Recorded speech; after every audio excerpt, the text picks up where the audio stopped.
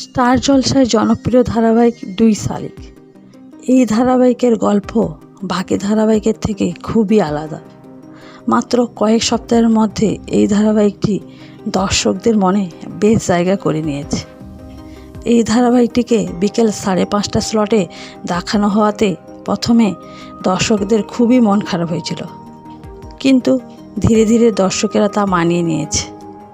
দুই শালিক প্রথমে 2+ টিআরপি নিয়ে শুরু করেছিল এবং সেটা থাকতে থাকতে 3+ টিআরপিতে যায় এবং বর্তমানে এই 3+ টিআরপিতে দাঁড়িয়ে 4+ টিআরপিতে এবং সমস্ত ধারাবাহিকের থেকে খুবই হিউজ গ্যাপের স্লট লিড করেছে, যা দেখে খুবই খুশি এই ধারাবাহিকের ফ্যানেরা।